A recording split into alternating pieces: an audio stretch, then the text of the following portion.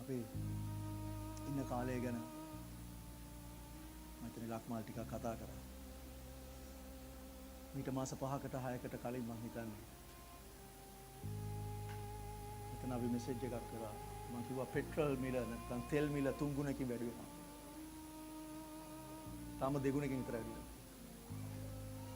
තාම 2 ගුණයි. 2010 එළිදරව් පොත මම කරන වෙලාවේ මම හිතන එළිදරව් පොතේ තාම එක තියෙනයි කොටස. මම කපාන් රාත්තල රුපියල් 500ක් වෙනකම් වැඩි වෙනවා කියලා. තාම 100. තාම 100. ඒ අනාවැකි මම අහසෙන් අරගෙන කියපුවා නෙමෙයි බයිබලෙ ලියලා තියෙන ඒවා. ඒවා ඉෂ්ට වෙන්න ඕනේ. වචනය නිවැරදි නම් මේ දේ ඉෂ්ට වෙන්න ඕනේ. අපි ඉන්නේ අනාවැකි ඉෂ්ට වෙන කාලයක. දැන් අපි දන්නවා මේ ලෝකය යහපත් වෙන්න කලින් තව ගොඩාක් අයහපත් වෙන්න යනවා. මේ ලෝකය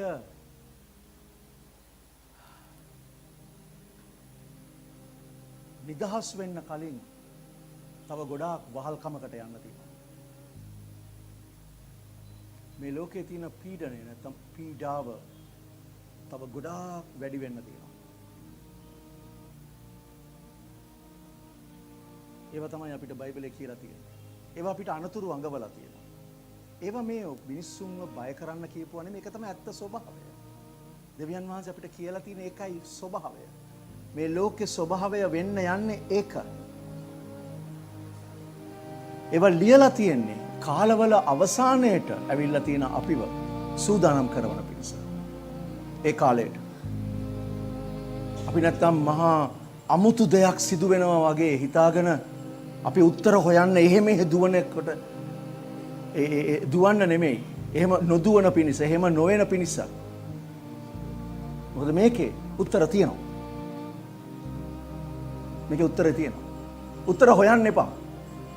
එක උත්තරයයි තියෙන්නේ යේසුස් වහන්සේ විතරයි. මේ පීඩාවට, මේ ලෝකේ තියෙන අර්බුද වලට, මේ ප්‍රශ්න වලට උත්තර හොයන්න එපා. නෑ කවදාවත් හොයන්න එපා. එක උත්තරයයි තියෙන්නේ යේසුස් වහන්සේ විතරයි.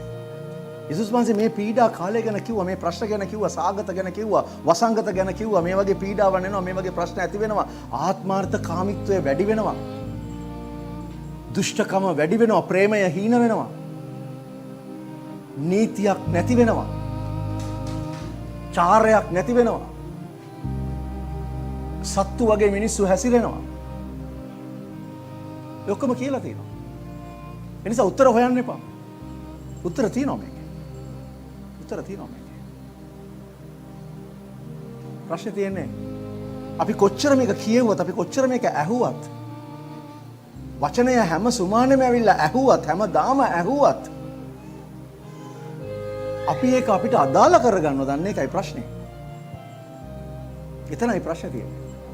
ඒක නිකන් වෙන කෙනෙකුට කිව්වාදෝ කියලා හිතලා තමන් ඒකෙන් අයින් වෙලා ඈත් වෙලා වෙනම ගමනක් යන්න ගොඩක් හිතුණුවන් හදාගෙන යනවා. මේක ඒ බයිබලයේ වචන මේ හරව ගන්නවා. ඒක නෙමෙයි වෙන්න ඕනේ. මේවා කියලා තියෙන්නේ අපිට සූදානම් වෙන පිණිස. ඒ නිසා පුදුම වෙන්න එපා. උත්තරය ළඟදිම එනවා. උත්තරය ළඟදිම එනවා. මේ පොළව යේසුස් වහන්සේ අවුරුදු 1000ක් පාලනය කරන්න යනවා. මේ පොළව. අන්න ඒ කාලෙදී සියලු දේ සාධාරණව සිද්ධ වෙන්න යනවා. දුක, කඳුල, වේදනාව ඈත් වෙන්න යනවා. ඊට ඉස්සෙල්ලා හොයන්න එපා ඒක. ඊට ඉස්සෙල්ලා එන්නේ නැහැ. ඊට ඉස්සෙල්ලා එනවා ව්‍යාජ සාමයක්, ව්‍යාජ සඵලත්වයක්, ව්‍යාජ සමාදානයක්. රැවටෙන්න එපා. රැවටෙන්න එපා. සූදානම් වෙන්න. සූදානම් වෙන්න. ඔබ දන්නවද දෙවියන් වහන්සේට ඕගොල්ලන්ව ගොඩක් වටිනවා. ගොඩක් වටිනවා. ගොඩක් වටිනවා. දෙවියන් වහන්සේ මිනිස්යාට කොච්චර ආදරය කරාද කියලා කියනවනම් උන්වහන්සේගේ ඒක ජාතක පුත්‍රයා එවන්න තරම් ලෝකයට ආදරය කරා. හැබැයි ඒ ලෝකයට ආදරය කරාට වඩා ඕගලන්ට ආදරය කරනවා. ඒ දන්නවද? ඒ පුත්‍රයා ඇති කරගත්ත ගිවිසුමට ඕගොල්ලෝ එකඟ වෙච්ච නිසා, ඇතුල් වෙච්ච නිසා, ගිවිසුමේ දරුවන් නිසා ඒ අයට වඩා උන්වහන්සේ ඕගලන්ට ආදරය කරනවා. ඒ නිසා උන්වහන්සේ කවදාවත් ඔයාට හානියක් වෙන්න දෙන්නේ නැහැ. කවදාවත් ඔයාව ලැජ්ජාවට පත් කරන්නේ නැහැ. උන්වහන්සේ කෙරෙහි අදහන්න කිසිදා ලැජ්ජාවට පත් වෙන්නේ නැහැ. හැබැයි අදහනවා කියන්නේ මොකක්ද? අදහනවා කියන්නේ මොකක්ද? ඔය යේසුස් වහන්සේ කියලා කෙනෙක් හිටියා. උන්වහන්සේ පූජා වුණා. ඒක අදහනද? නෑ. ඒක අදහන්න එපා. ඒක ඇදහිම නෙමෙයි. ඒක විශ්වාස කරන එක. යක්කුත් විශ්වාස කරනවා ඒක. විශ්වාස කරනවා විතර නෙවෙයි වෙවුලනවා. අදහනවා කියන්නේ ඒක නෙමෙයි. අදහනවා කියන්නේ උන්වහන්සේව විශ්වාස කරන එක විතරක් නෙමෙයි. එයින් එහාට ගිහිල්ලා උන්වහන්සේ කියපු දේ අනුව ජීවත් වෙන එක. උන්වහන්සේගේ වචනයට අනුව ජීවත් වෙන එක. එදිනෙදා ජීවිතයේදී ඒ වචනය ක්‍රියාත්මක කරන එක. ඒකයි අදහනවා කියන්නේ.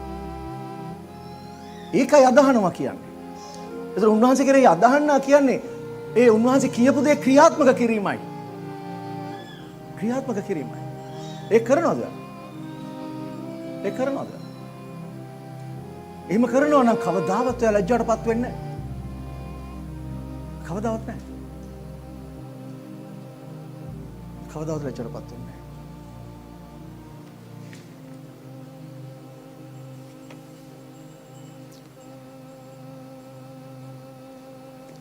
උන්වහන්සේ කියපු විදිහට අපි ජීවත් වෙනවා නම්, උන්වහන්සේ කියපු විදිහට අපි ජීවත් වෙනවා නම් අපි තුලින් උන්වහන්සේ ගෞරවයටපත් වෙනවා.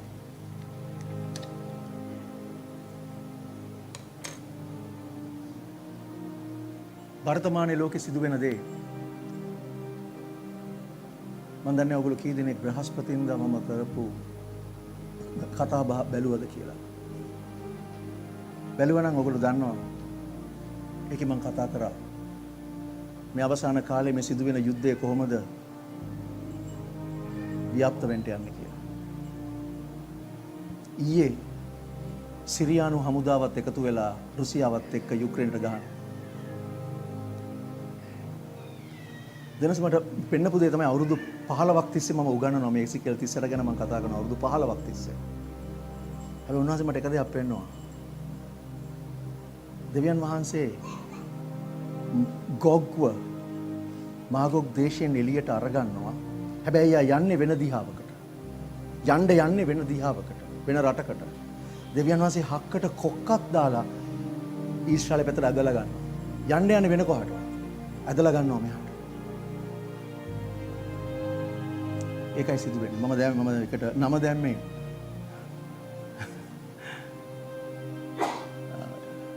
රුසියාවේ හක්කට දැමූ කොක්ක.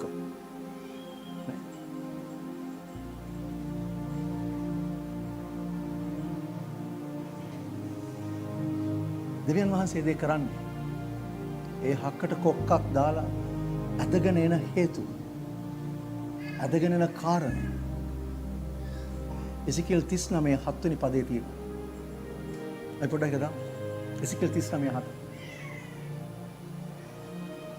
ඒකේ කතා කරලා කියනවා ඇයි දෙවියන් වහන්සේ මේ කොහෙවත් යන හමුදාවක්, කොහාටවත් ගහන්න යන හමුදාවක් හක්කට කොක්කක් දාලා ඇදලා ගන්න මේ පැත්තට.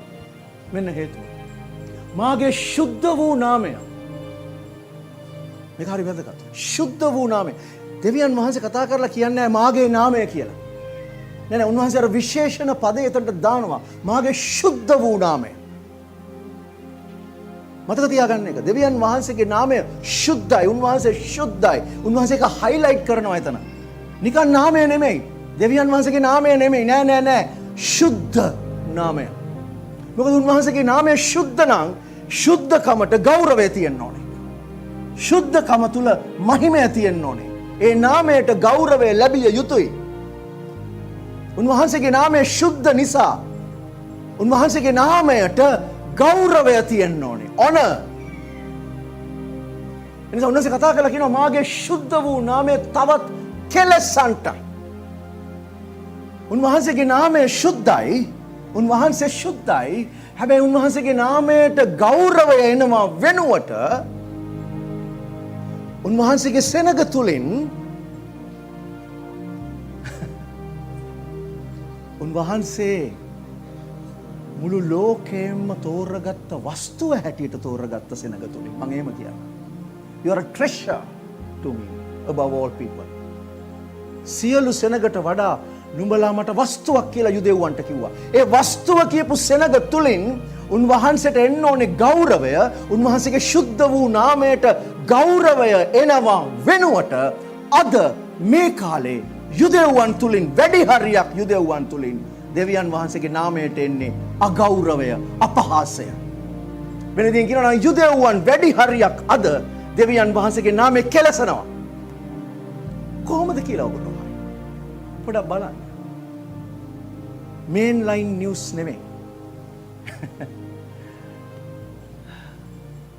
සමලිංගිකයන්ගේ ප්‍රධාන මධ්‍යස්ථානයේ තියෙන ටෙල් අවීව් වල. ඕගොල්ලෝ පොඩ්ඩක් පුළුවන් නම් ගිහිල්ලා බලන්න සමලිංගිකගේ පෙරේඩ් එකක් තියෙනවා. ප්‍රයිඩ් පෙරේඩ් එක. අහංකාර උද්දච්ච පෙරේඩ් එක මම එහෙමයි කියන්නේ. ඒ උද්දච්ච පෙරේඩ් එකේදී හැසිරෙන විදිය ටෙල් අවීව් ශුද්ධ දේශය කියලා අපි කියන ප්‍රදේශය. ශුද්ධ කියලා කියන පළාතේ කෙරෙන දේවල් අසික්කිතයි. ඒක ලෝකෙ වටේම සිද්ධ වෙනවා. ඒක ඇත්ත. ඊට වඩා අන්ත විදිහට වෙන රටවල සිදු වෙනවා. ඒක ඇත්ත. නමුත් මේ කතා කරන්නේ දෙවියන් වහන්සේගේ දේශය. තුනස කතා කරලා කියනවා මාගේ නාමය තවත් කෙලසන්ට ඉඩ නෑර. ඔයා දන්නවද මේ වෙනකොට ඊශ්‍රායලයේ විශේෂයෙන්ම විදේශ අමාත්‍ය කාර්යාලයේ ඉස්සරහා ඊශ්‍රායල් කොඩිය තියෙනවා. ඒකට එහා පැත්තෙන් තියෙනවා ප්‍රයිඩ් කොඩිය. මන් දන්නේ තාම තියෙනවද කියලා. රේන්බෝ කොඩිය. අර උද්දච්ච කොඩිය. සමලිංගිකයන්ගේ කොඩිය.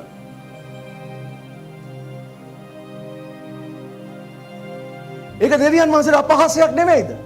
ඒක අපහාසයක්. මොකද ඒගොල්ලෝ ගිහිල්ලා මේ වතාවේ ජර්මනිය ගිහිල්ලා ජර්මනිය චාන්සලර් ආවා මේ මෑතකදී සුමාන දෙකකට වගේ ඉස්සල්ලා ඊශ්‍රායලයට ආවා. ආපු වෙලාවේ ඊශ්‍රායලය ඒගොල්ලන්ව සන්තෝෂ කරන්න යුරෝපා සංගමය සන්තෝෂ කරන්න ඊශ්‍රායලයේ අගමැති ඒගොල්ලන්ට කියනවා ඒ චාන්සලර්ට කියනවා අපිට ගහන එක අසාධාරණයි.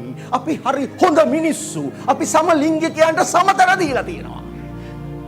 අපි ඒ විතරක් නෙමෙයි අපි ඇබෝෂන් කරන්න දැන් නීති ගේනවා. අපි ඕගොල්ලෝ වගේම තමයි ගහන්න එපා ඒක නිසා.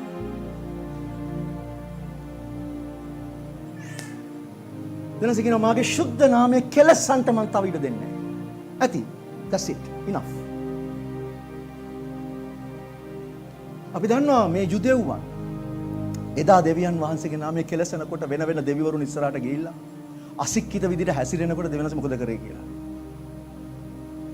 වෙන රටක් ගෙනල්ලා උතුරෙන් හැම වෙලාවෙම ආවේ උතුරෙන් අමතක කරන්න එපා. හිටපු ගමන් එකක් දෙකක් ඊජිප්තුවෙන් ආවට වැඩිපුර ආවේ උතුරෙන්. සිරියාවේ ආවේ උතුරෙන්. බබිලෝනියාවේ උතුරෙන්. හැම වෙලාවෙම මේ ආව වහල්කමට අරන් ගියා හදන්න. මේ වතාවෙත් දෙවියන් වහන්සේ ඒ දෙම කරා. ඒ දෙම කරා. ඉඩ නෑර මම මාගේ ශුද්ධ වූ නාමය මාගේ සෙනග වූ බලන්න උන්වහන්සේ මාගේ සෙනග මගේ සෙනග අතහැරලා නෑ අතහරින්නෙත් නෑ කවදාවත් දෙවියන් වහන්සේ යුදෙව්වන් අතහරින්නේ නැව දන්නවද ඒක? ඇයි? පොරොන්දුවක් දුන්න ආබ්‍රහම්ට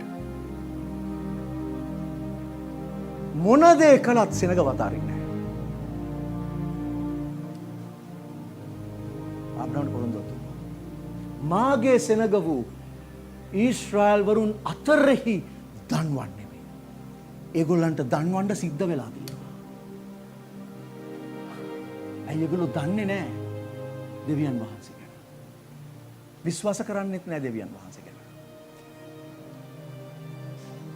ඒ විතරක් නෙමෙයි ඒ සිදුවීම් වෙනකොට මේ හමුදාව ආක්‍රමණය කරලා රුසියාව විතරක් නෙමෙයි ඉරානය විතරක් නෙමෙයි සිරියාව විතරක් නෙමෙයි තුර්කිය වගේ රටවල් ගොඩක් එකතු වෙලා. ගොඩාක් එකතු වෙලා. ගෝලාන් හරහා ඊශ්‍රායලයට ඇතුල් වෙලා මහ විනාශයක් කරන උතුරු කරේ ඊශ්‍රායලය. රුසියානු හයිපර්සොනික් මිසයිල වෙන්න පුළුවන් සමහර ඊට වැඩිය ටෙක්නොලොජි එකක් තියෙනවද මම දන්නේ නැහැ. ඊශ්‍රායලයේ තියෙන අයන් ඩෝම් එක එහෙම පිටින් විනාශ කරනවා. මේ ගොඩක් අය හිතන් ඉන්නවා ඊශ්‍රායල් අයන් ඩෝම් එක ඊශ්‍රායලට තියෙනවා ලේසර් ටෙක්නොලොජි එකක්. ඒක එලිට දාලත් නැහැ. ඒක ඇතුලේ තියෙන. හැබැයි මොන දේ දැම්මත් රුසියාවේ ටෙක්නොලොජි ඊට වැඩිය එහා තියෙනවා. මුළු හමුදාවක් ඒ තාක්ෂණයත් විනාශ කරලා මහා හානියක් කරන උතුරු කරේ. ඊට පස්සේ හමුදාව ඇතුල් වෙනවා ඊශ්‍රායලයට. ඒ ඇතුළේ කඳු වතරේ ඔවුන් විනාශයක් කරමින් ඉන්න වෙලාවක ඊශ්‍රායල් වරුන්ට තිබිච්ච මෙච්චර කල් ඊශ්‍රායල් වරු හිතා හිටිය යුදෙව්වෝ හිතන් හිටිය අයන් ඩෝම් තමයි ඒගොල්ලෝගේ දෙයියෝ කියලා. ඒගොල්ලෝ හිතන් හිටියා IDF එක ඒගොල්ලන්ගේ දෙයියෝ කියලා. ඒගොල්ලෝ හිතන් හිටියා ඇමරිකාව ඒගොල්ලන්ගේ දෙයියෝ කියලා. ඒගොල්ලෝ යපුනේ ඒ අය මත මේ තුනම අයන් ඩෝම් එක, IDF එක, ඇමරිකාව. ඇමරිකාව නැති වෙනවා කියලා, ඇමරිකාව පල්ලෙහාට බහිනවා කියලා, ඇමරිකාව දුර්වල වෙනවා කියලා අවුරුදු 10කට ඉස්සෙල්ලා මම කිව්වා. එතකොට මිනිස්සු මට hina වුණා. දැන් hina වෙන්නේ නැහැ අය. ඒ වෙලාවේදී ඊශ්‍රායල් වරුන්ට තියෙන එකම පිහිට දෙවියන් වහන්සේ විතරයි. ඒ නිසා ඒ අය දෙවියන් වහන්සේ ඉස්සරහා පසු තැවෙමින් හදවත් ඉරා ගනිමින් දෙවියන් වහන්සේට කන්න ලව් කරන වෙලාවේ උන්වහන්සේ මොකද නේද කරන්නේ? උන්වහන්සේ මහා භූමිකම්පාවක් එවන්ට යනවා. අර හමුදාව එහෙම් පිටින්ම විනාශ වෙන පිණිස. ඒක දැක්කහම ඒක දකින මුළු ලෝකෙ සියලු ජාතීන් ස්වාමීන් ජාතීන්ද ස්වාමීන් වහන්සේ වන මා ඊශ්‍රායල් වරුන් අතරෙහි ශුද්ධව සිටින බව දැනගන්නවා ඇත. මේක තමයි හේතුව. හැබැයි මම ඔයගලන්ට කියන්න ආවේ අද මේක ගැන නෙමෙයි. මම මේක දුන්නේ පසුබිමක් විදියට. මේ ඊශ්‍රායල් වරුන්ගෙන් දෙවියන් වහන්සේගේ නාමය, උන්වහන්සේගේ ශුද්ධ නාමය කෙලසෙනවා වාගේම යේසුස් වහන්සේ උන්වහන්සේගේ ජීවිතය පූජා කරලා උන්වහන්සේගේ ලේවලින් මිලදී ගත්ත සෙනග තුලින් ස්ථාපිත කරපු උන්වහන්සේගේ සභාව අද මොකද කරන්නේ? සමස්තයක් විදියට මම දන්නවා ඊශ්‍රායල් වරුන්ගෙන් ගොඩක් අය දෙවියන් වහන්සේගේ නාමයට අගෞරව කරන්නේ නැහැ. සමහර ගොඩක් අය අගෞරව කරනවා, ටික දෙනෙක් අගෞරව කරන්නේ නැහැ. ටික දෙනෙක් ඉන්නවා රෙම්නන්ට් එකක් ඉන්නවා. ඒ වගේම සභාව තුලත් රෙම්නන්ට් එකක් ඉන්නවා. ඒක ඇත්ත. හැබැයි සමස්තයක් විදිහට සභාව දෙවියන් වහන්සේගේ නාමය ගෞරවය ලැබෙන ලෙසද හැසිරෙන්නේ.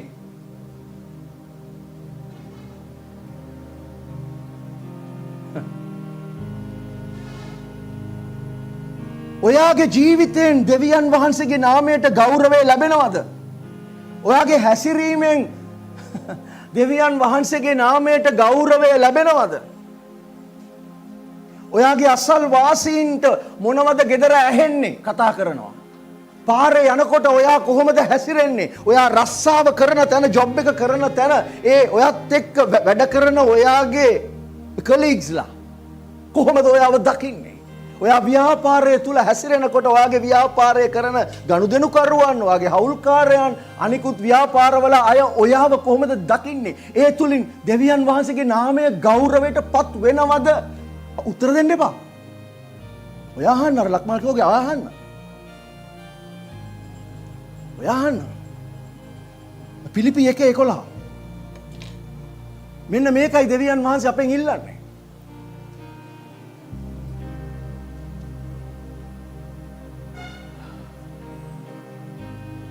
පිලිපි 1:11. නුඹලාගේ ප්‍රේමය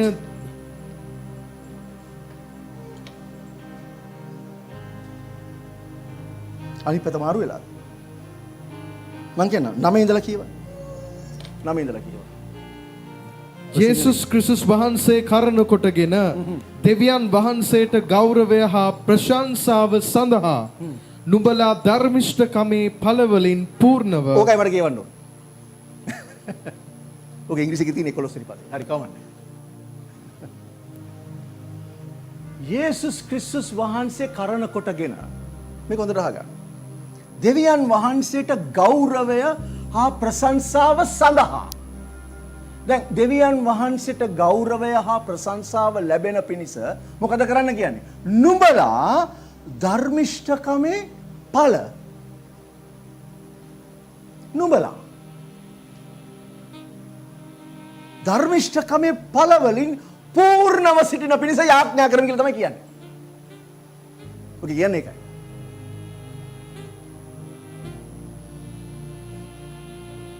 මොකද වෙන්න ඕනේ? දෙවියන් වහන්සේගේ නාමයට ගෞරවය ලැබෙන්නේ ඔයා තුල ධර්මිෂ්ඨකමේ ඵල එකක් දෙකක් තුන් තුන් ගාලාවට හරියන්නේ නැහැ. ඔයගොල්ලෝ දන්නවද අර පළතුරු ගස් ඔයගොල්ලන්ගේ ගෙවල් වල තියෙනවා. ඔයගොල්ලෝ ෆ්ලැට් වල නැත්තම් කොහේ හරි ඔයගොල්ලෝ ෆ්ලැට් වල නැත්තම් කොහේ හරි ගෙදරක වත්තක කොහේ හරි පළතුරු ගහක් කොහෙන් හරි තියෙන්න ඕනේ ඔයගොල්ලන්ට පළතුරු ගස් වල. ගෙඩි එනකොට එකක් දෙකක් තියෙනකොට කනාටු වෙලා වගේ නේ තියෙන්නේ. ඔතනද ගොඩක් ක්‍රිස්තියානිගේ ජීවිතත් ඒ වගේ තමයි එකක් දෙකක් තියෙනවා. මට ඒක තියෙනවා කියලා පෙන්නගෙන ඉන්නවා කනාටුයි හැබැයි. ගහක් තිබුණාම ඵල පූර්ණ වෙන්න ඕනේ. ඔයගොල්ලෝ දැකලා තියෙනවද ගස්වල ගෙඩි පිරීලා තියෙනවා. ඒතර කියනනේ ෂාර් ගහේ ගෙඩි පිරීලා. ගහේ ගෙඩි පිරීලා. දෙවියන් වහන්සේට ඕනේ ඒකයි. ඔයාගේ ජීවිතයේ ධර්මිෂ්ඨකමේ ඵල වලින් පිරෙන්න ඕනේ. අන්න එතකොටයි දෙවියන් වහන්සේට ගෞරවය එන්නේ ඔයා තුලින්.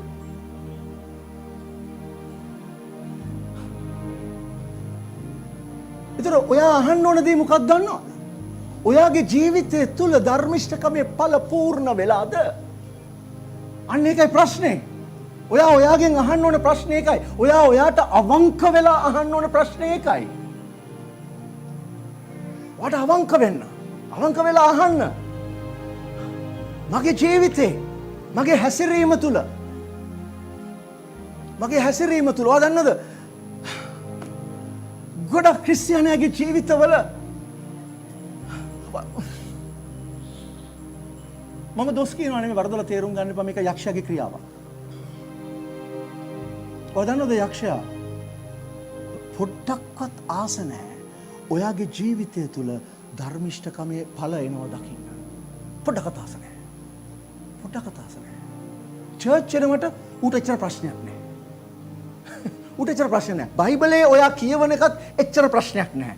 ඔයා බයිබලේ ස්ටඩි කරන එකත් එච්චර උට ප්‍රශ්නයක් නැහැ. හැබැයි ඔයා ඒ බයිබලේ කියවලා තේරුම් ගන්න දේ, අධ්‍යයනය කරගන්න දේ, ඔයාගේ ජීවිතයට අදාළ කරගෙන, ඔයාගේ ජීවිතය තුල ඇතුලේ ධර්මිෂ්ඨකම සම්පූර්ණ කරගෙන, සුද්ධකම සම්පූර්ණ කරගෙන, ඒ තුල ඔයාගේ ක්‍රියාව ප්‍රකාශ වෙනකොට උට ප්‍රශ්නයක්.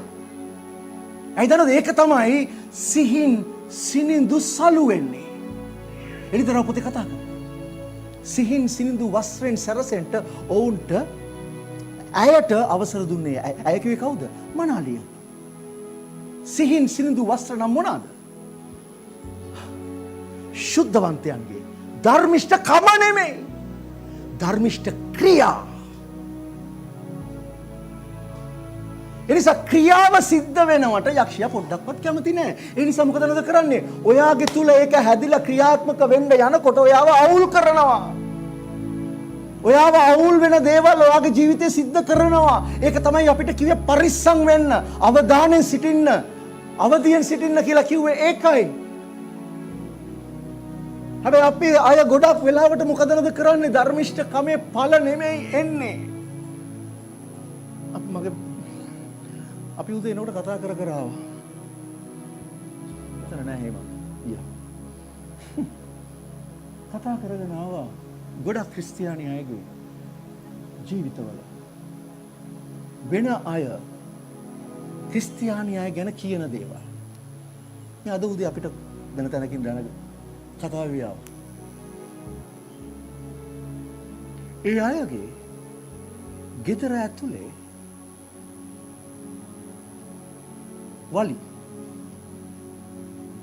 ඒ වලිය යනකොට අහල පහල අයට හැරෙන්නේ ගීතාවලි. මොකද බයිබලයේ කියලා තියෙනවා නුඹලා එකිනෙකාට ගීත වලින් ආමන්ත්‍රණය කරගන්න කියලා. එතකොට ගීතවලි. ඒ තමයි ගීතාවලි. ඒතර එහා ගෙදර එක්කිනා කතා කරලා කියනවා එහා ගෙදර කියන සුභාරංචි කියන්නේ මේක ඕගලන්ට අත්දැකීමක් තියෙනවා මම දන්නවා මට මතකයි අවුරුදු ගානක ඉස්සෙල්ලා ඒක වුණා. තාම මේ ඊයේ පෙරේද වෙච්ච දෙයක් ගැන අපි කතා වෙලා. ඒ මිනිස්සු කියනවා අයියෝ ඒගොල්ලන් මෙහිමනේ හැසිරෙන්නේ. අපේ ළමයින්ගේ කන් වහනවා අපි. ඇයි? ගීතාවලි.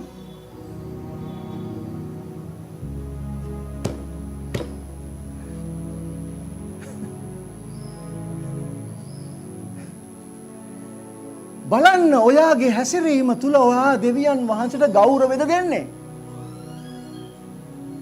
ඒක හරි වැදගත්. ඒකයි මේ කතා කරලා කියන්නේ. ගෞරවය හා ප්‍රශංසා දෙවියන් වහන්සේට ගෞරවය හා ප්‍රශංසාව සඳහා නුඹලාගේ ධර්මිෂ්ඨකමේ පළවලින් පූර්ණව සිටින්න. ඒකට අවබෝධය ගන්න ප්‍රේමය that your love may abound. මම දැන් ඒක සිංහලෙන් කොහොමද තියෙන්නේ කියලා පටලලා ඇති. ඔයාගේ ප්‍රේමය උතුරා යන විදිහට තියාගන්න. නුඹලාගේ ප්‍රේමය දැනගැන්මෙන් හා සියලු ආකාරයේ විමසීමෙන් තව වඩා වඩා බොහෝ වෙන පිණිස. abound ඒ කියන්නේ ඒක නේ උතුරා යන තරමට වැඩි වෙන්න ඕනේ. මොකද ප්‍රේමය?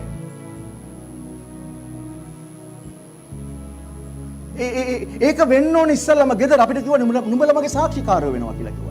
බලන්න යේසුස් වහන්සේ උන්වහන්සේගේ ලේවලින් සබාව මිලදීගෙන උන්වහන්සේගේ ලේවලින් සබාව අරගෙන මම මගේ සබාව ගොඩනගනවා කියලා උන්වහන්සේ ගොඩනගන සබාවට උන්වහන්සේ කතා කරලා කියනවා නුඹලා මගේ සාක්ෂිකාරයෝ වෙනවා. කොහෙද?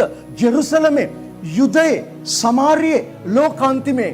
උන්වහන්සේ එහෙම කියලා තියෙද්දි උන්වහන්සේ ඊට පස්සේ යනවා ස්වර්ගයට ගිහිල්ලා අපි වෙනුවෙන් සබාව වෙනුවෙන් මැදිහත්කාරකම් කරනවා පියාණන් වහන්සේට. මොකද යක්ෂයා එහා පැත්තේ ඉඳන් ඔයාට මට චෝදනා කරනවා, ඇකියුස් කරනවා චුට්ටක් වෙච්ච ගම. ඒ නිසා යේසුස් වහන්සේ එහා පැත්තේ ඉඳගෙන දකුණු පස වාඩි වෙලා පියාණන් වහන්සේගේ ඔයා මං වෙනුවෙන් මැදිහත්කාරකමින් ක්‍රියා කරනවා. ඒ විතරක් නෙමෙයි උන්වහන්සේ අපේ ඇඩ්වොකේට් වගේ ක්‍රියා කරනවා, ලෝයර් වගේ ක්‍රියා කරනවා. උන්වහන්සේගේ ලේවලින් අපිව බුදවගත්ත බව පියාණන් වහන්සේට සිහි කරනවා යේසුස් වහන්සේ. ඒ ඔක්කොම කරලා තියෙද්දි අපි මොකද කරන්නේ?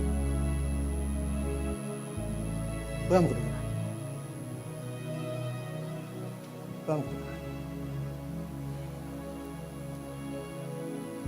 චුට්ටක් හිතන්න උන්වහන්සේගේ පැත්තේ. චුට්ටක් හිතන්න උන්වහන්සේගේ පැත්තේ.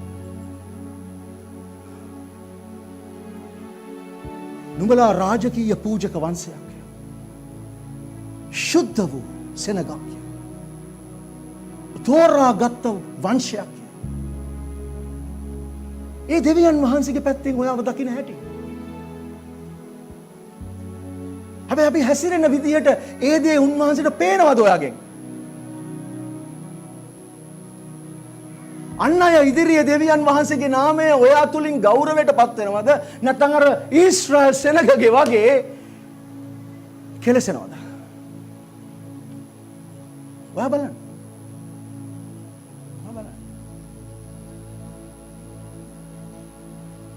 මොකද වගේ හැසිරීම හරිම වැදගත්.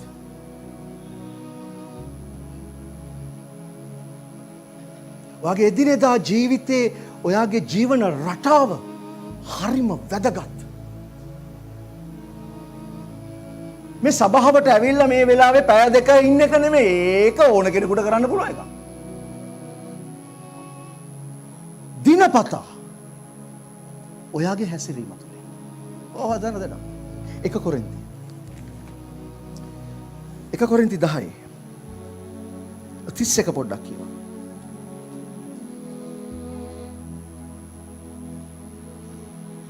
එහෙයින් නුඹලා කතත් බොතත් වෙන යමක් කරතත් සියල්ල දෙවියන් වහන්සේගේ ගෞරවය පිණිස කරපල්ලා. එහෙයින් නුඹලා කෑවත් බිව්වත් ඒ කියන්නේ බේසික් මූලික දේ මේ කරන්නේ කනකොට ඔයා සුද්ධ හෝලි වෙලා කන්න එපා. ඒක නෙමෙයි මේ කතා කරන්නේ. බේසික් එදිනෙදා ජීවිතේ නිතර කෙරෙන දෙයක්. කෑව බිව්වත් වෙන යම් මොකක් කරත් ඒ කියන්නේ ඔයාගේ ජීවිතේ කරන හැමදේම ඒ සියල්ල දෙවියන් වහන්සේගේ ගෞරවය පිණිස කරන්න. ඒක වෙනවද ඔයාගේ? මං අහන්නේ උත්තර දෙන්න එපා. ඔයා අහන්න ඔයාගෙන් ඒ ප්‍රශ්නේ. මොකද අද ගොඩාක් අය බලාගෙන ඉන්නවා රැප්චර් එකේ යන්න. මොකද අපි අවසාන කාලය ගැන කතා කරන කණ්ඩායමක් හැටියට අපිට නිතර අහන්න ලැබෙන දෙයක් තමයි පාස් බලාගෙන ඉන්නේ රැප්චර් එකේ යන්න. ඉතින් යන්න හොඳයි. මමත් ආසයි. දෙවියන් වහන්සේත් ආසයි. යේසුස් වහන්සේත් ආසයි. හැබැයි ඔයාගෙන් අහන්න මේ ලක්ෂණ වගාව තියෙනවද?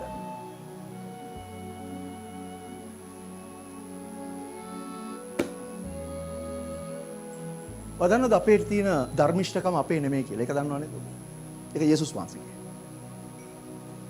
යේසුස් වහන්සේගේ ධර්මිෂ්ඨකම කෙනෙක් තුල නැත්තම් යේසුස් වහන්සේ එයාව අඳුනන්නේ නැහැ.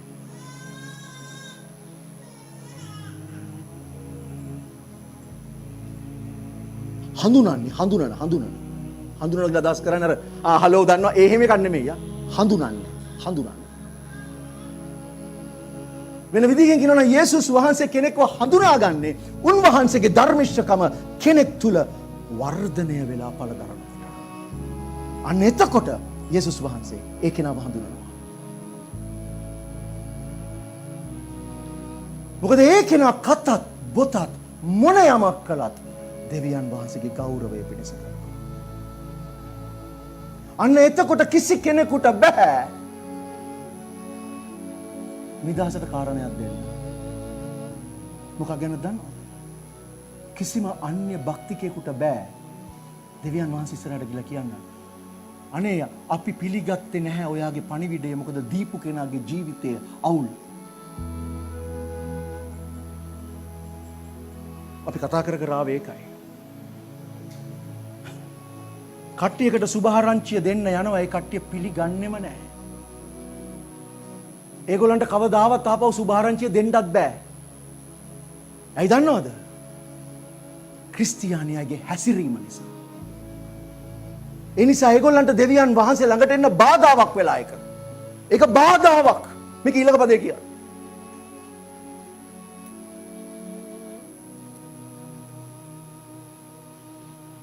මම මාගේම ප්‍රයෝජනය නොසොයා බොහෝ දෙනෙක් ගැලවෙන පිණිස ඔවුන්ගේ ප්‍රයෝජනය සොයා සියලු දේවලදී යම්සේ සියල්ලන් ප්‍රසන්න කරම්ද.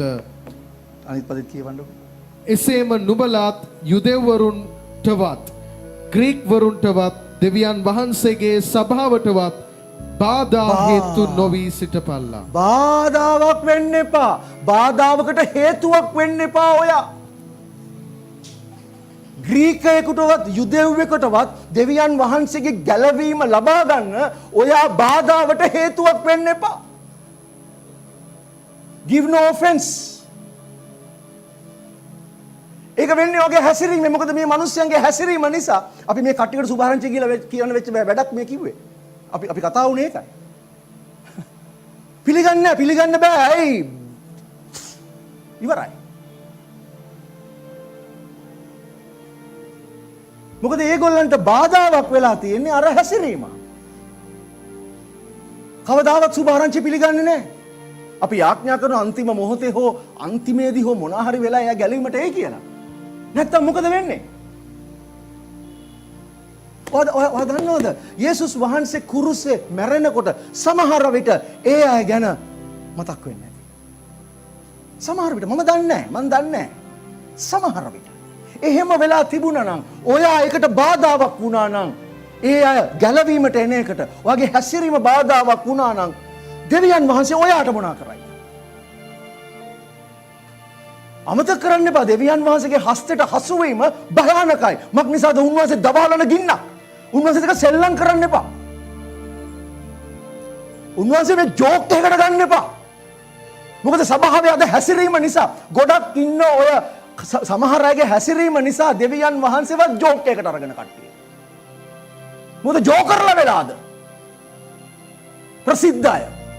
දෙවියන් වහන්සේගේ නාමයේ යේසුස් වහන්සේගේ නාමයේ විකුණලා ජෝකර්ලා වෙලා මිනිස්සු අන්‍ය ජාතිකයෝ දෙවියන් වහන්සේවත් ගණන් ගන්න ජෝකර් කෙනෙක් හැටියට. ඒ මොකද හේතුව? හැසිරීම. ඒ නිසා දෙවියන් වහන්සේගේ විනිශ්චය භයානකයි. අති භයානකයි. මොකද උන්වහන්සේ මෙච්චර කල් සද්ද නොකර හිටියා. උන්වහන්සේ මෙච්චර කල් සද්ද නොකර හිටියා. උන්වහන්සේ කියනවා මම මෙච්චර කල් නිශ්ශබ්දව සිටියෙමි. නමුත් මම දැන් විලිරුජාව ඇති කාන්තාවක් මෙන් කෑ ගසන්නේ නෙමෙයි. යෙරමියා පොතේ කියනවා උන්වහන්සේ සිංහයෙකු මෙන් සියොනේ සිට ගර්ජනා කරයි. මොකද උන්වහන්සේට ජාතීන් එක්ක නඩුවක් තියෙනවා. උන්වහන්සේ කතා කරන කාලේ තවත් නිශ්ශබ්ද වෙන්නේ. මම ඔයාලට කියන්නම් දෙවියන් වහන්සේ හාස්කම් කරනවා කියන පුදුම දේවල් කරන්නේ මේ කාලේ. මෙහෙම කරනකොට හාස්කම් සිද්ධ වෙනවා. ඒ මොකද උන්වහන්සේ ක්‍රියා කරනවා. පුදුම විදිහට ක්‍රියා කරනවා. ඒක මම අත්දකින්නවා. අපි සේවයට යන අය අත්දකින්නවා. පුදුම හාස්කම් සිදු වෙන්නේ. පුදුම දේ සිදු වෙන්නේ. හිතා ගන්න බෑ. මම දැන් කියලා මේ අන්තිම සුමාන දෙකට මම කතා කරලා හැම වෙලාවෙම මම කියන්නේ එක දෙයයි. මෙන්න මේක. මේ ස්වාමින් වහන්සේගේ ක්‍රියාවයි එය අපේ ඇසට ආශ්චර්යයි. ඒක ස්වාමින් වහන්සේගේ ක්‍රියාව. ඒක අපේ ඇස් ඉදිරියේ ප්‍රසන්නයි. මම අන්තිම සුමාන දෙකට ඔක කියන 200 පාරකට වඩා. ඇයි අහන රිපෝට්ස් වල. අපි ගොඩක් දුර පළාත්වල යන අය මේ පළාත්වල යන අය ළඟ පළාත්වල යන අය ගෙවල් වලට විසිට් කරලා ඇවිල්ලා කියන දේත් එක්ක මගේ කටින් නිතරම පිට වෙන දෙයක් ඒක. බලවත් දේ කරනවා දෙවියන් වහන්සේ. උන්වහන්සේ බලවත්ව ක්‍රියා කරන කාලේ මේ මිස් කරගන්න එපා. බස් එක මිස් කරගන්න එපා. ඔයාගේ ජීවිතේ හැඩගස්ව ගන්න වෙන අයගේ ගැලවීමට බාධා වෙන්න එපා. බාධා වෙන්න එපා. මදනොත් දෙයක් මම කියන්නේ සියලු යටහත්කම ඇතුව. හැබැයි මම මේක මෙහෙමම කියන්නම ඕනේ. දැනගන්න දෙවියන් වහන්සේගේ සැලැස්ම මේ අවසාන කාලයේ ක්‍රියාත්මක වෙන වෙලාවේ ඒ සැලැස්මට බාධා වෙන සියලු බාධාවන් උන්වහන්සේම අයින් කරලා දානවා. ඒ නිසා දෙවියන් වහන්සේ ඉදිරියේ වැරදි පැත්තේ හිට ගන්න එපා. බැගෑපත්ව ඉන්නවා.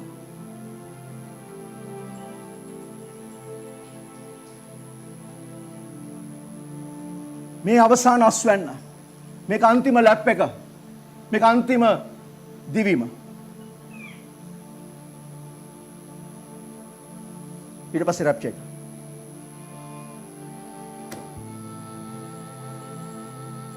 පේතෘස් කතා කරලා කියනවා සියලු දේවල අවසානය ළඟව ඇති බැවින් සීරියස් වෙන්න. සීරියස් වෙන්න. හැලුවට ගන්න එපා දේවල්. දෙවියන් වහන්සේ ඉස්සරහා හිටගෙන ගණන් දෙන්න ලෑස්ති වෙන්න. මොකද උන්වහන්සේ ඔයාව හැදුවේ වටිනා වස්තුවක් විදියට. උන්වහන්සේගේ හස්තයේ වටිනවා ඔයාව. ඒකයි දෙවියන් වහන්සේ ඒකයි යේසුස් වහන්සේ උන්වහන්සේගේ ජීවිතේ පූජා කළේ ඔයා වෙනුවෙන්. ඔයාව දෙවියන් වහන්සේට වටින නිසා. ඒ දෙවියන් වහන්සේගේ ක්‍රියාවට වටිනාකමක් දෙන්න. ඒක සුළු කරන්න එපා. සුළු කරන්න එපා. එහෙම කරොත් ඔයා වැරදි. ඒක යහපත් නැහැ. ඒක යහපත් නැහැ. යේසුස් වහන්සේගේ සිත දැනගන්න.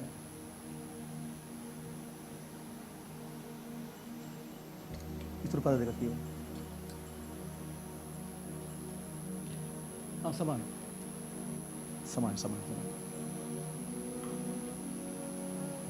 Sorry. 31 ඉඳලා කියවන්න. 31යි 32යි 33යි කියවන්න. එයින් නුඹලා කතත් බොතත් වෙන යමක් කරතත් සියල්ල දෙවියන් වහන්සේගේ ගෞරවය පිණිස කරපල්ලා.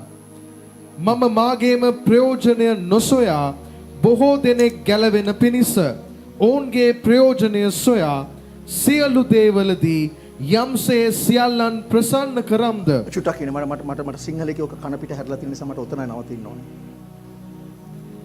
මම මාගේම ප්‍රයෝජනය නොසොයා. මං අහන්න ඕගොල්ලන්ගෙන් ඔයා හොයන්නේ හැම වෙලාවෙම කාගේ ප්‍රයෝජන? ඔයා චර්ච් එකට එන්නේ ඇයි? දෙවියන් වහන්සේ හොයාගෙන ඉන්නේ ඇයි? ඔයාට මොකක් හරි ප්‍රයෝජනයක් ලබා ගන්න. මං කියන්නම් දෙයක්. සභාවේ ඉන්න 90%ක් එන්නේ එහෙමයි. ආරම්භයේදී මුලදී එහෙම ආවට කිසි ප්‍රශ්නයක් නැහැ. මොකද අපිත් ආවේ එහෙමයි. හැබැයි දිගින් දිගට අවුරුදු ගාණක් තිස්සේ ඔයා එන්නේ ඇයි? ඔය අහන්න 90% මිනිස්සු උත්තර දීලා කියයි යමක් ලබා ගන්න. එක්ක සුවය, එක්ක සමාදානය, එක්ක ප්‍රශ්න විසඳුම, එක්ක මොකක් හරි දෙයක් ඒ මුකුත් නැත්නම් වචනේ හරි ලබා ගන්න තමයි එන්නේ.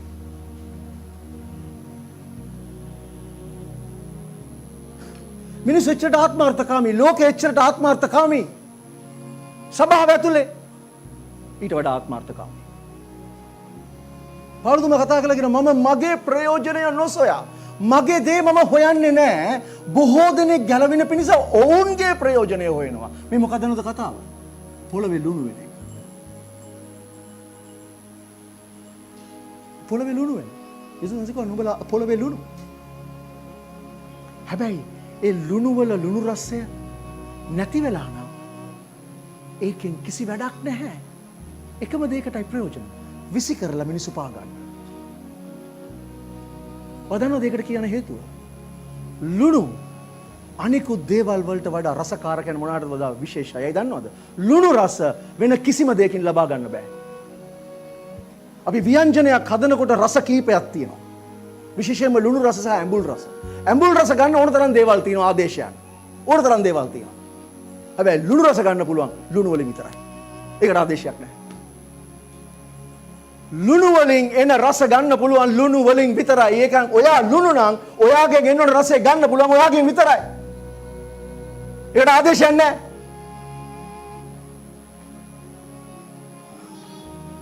තොර ඔයාගේ ලුණු රහ නැත්තම් යේසුස් වහන්සේ කියන්නේ ඒකයි. මොකක්ද ඒකේ ප්‍රයෝජනය?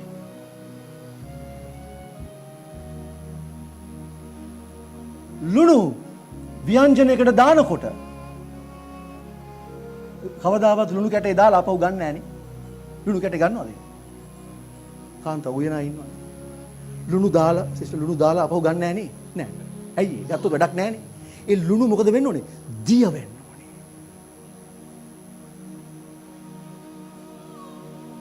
ඒ නිසා තමයි ඔයා අනිත් අය වෙනුවෙන් දිය වෙන්න ඕනේ.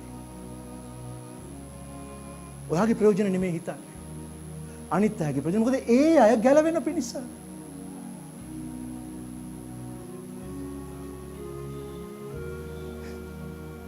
හැබැයි ඔයා ලුණු වෙන්න ගියාම ඔයාට බැනුම් අහන්න සිද්ධ වෙනවා, අපහාස වෙන්න සිද්ධ වෙනවා, ගුටි කන්න සිද්ධ වෙනවා. කවන්නේ? ප්‍රශ්න නැහැ. වදිය වෙනවා. එනිසා මිනිස්සුන්ගේ ඔපිනියන් හිතන්න එපා. අරයා ඔයා ගැන මොනවද හිතන්නේ, මෙයා ගැන මොනවද කියලා අදාළම නැහැ. දෙවියන් වහන්සේ ඔයා ගැන මොනවද හිතන්නේ? ඒක විතරයි.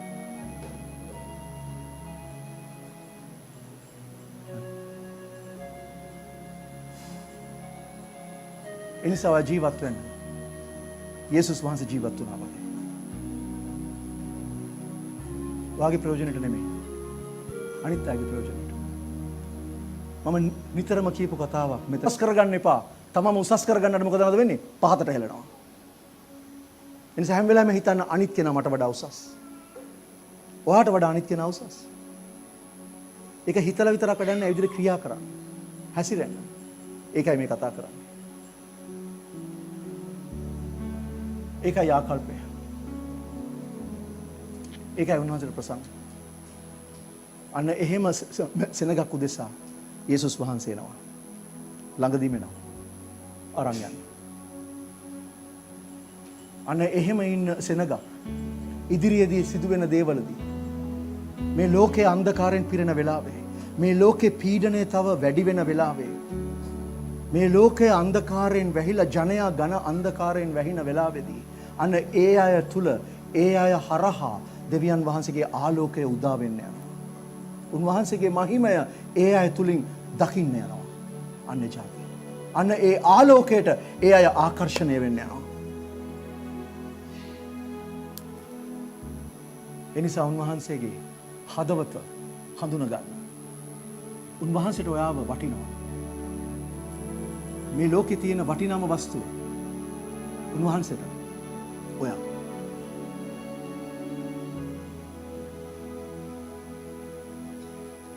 පොළවේ ලුණු වෙන එක උන්වහන්සේ කියපු දේ.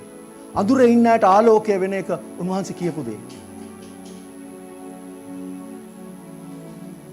අපි ආඥා කරමු.